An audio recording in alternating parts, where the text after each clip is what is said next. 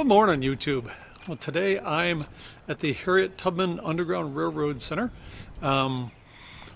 It tells us her story, as well as a lot about the Underground Railroad. And so we're going to take a look inside and see what we can see.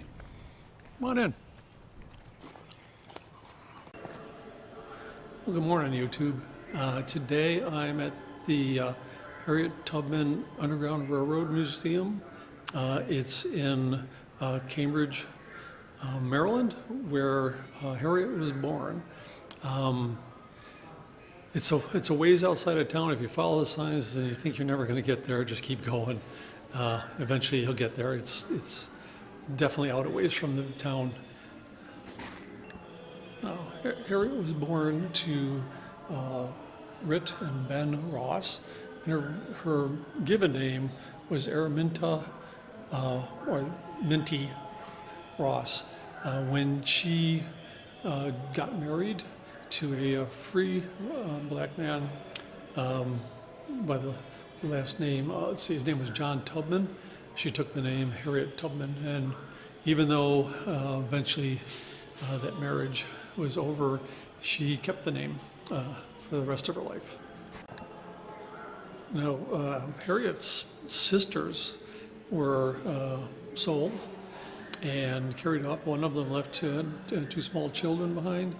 And Harriet herself was 6 years old when her master hired her out to other people who, many were cruel, beat her. One broke some of her ribs with beating her with a knotted rope, and those marks stayed with her for 85 years until her death, 85 years later.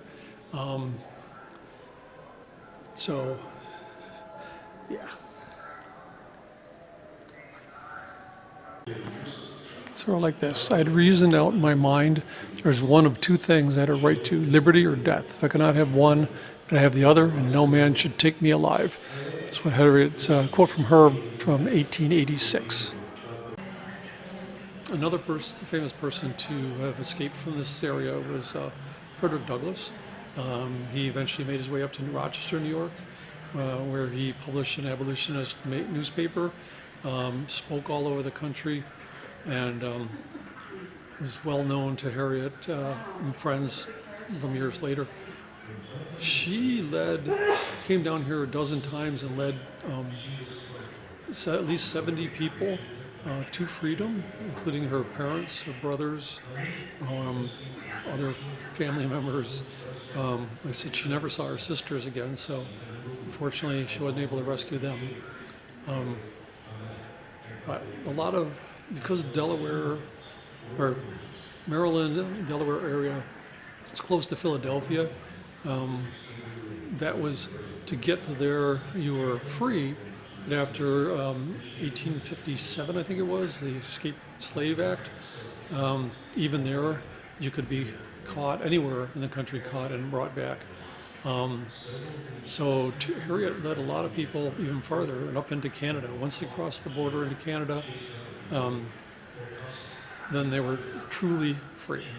When she took her two brothers up that way, her one brother, John, had a really identifiable massive scar on his face, and so he was worried that he was going to be recognized. Even crossing the Niagara River, he didn't want to look at Niagara Falls because he's afraid he'd be recognized. But once they got to the other side, she yelled, "John, you're free," and he rejoiced loudly.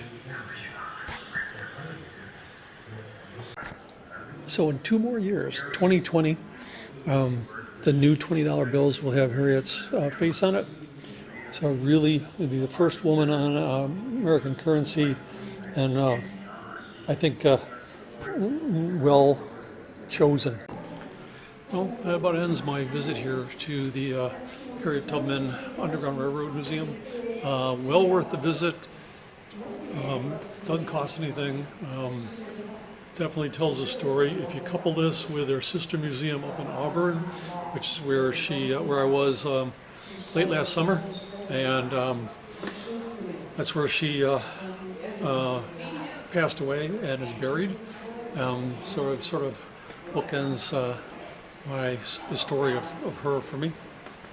See you later, YouTube.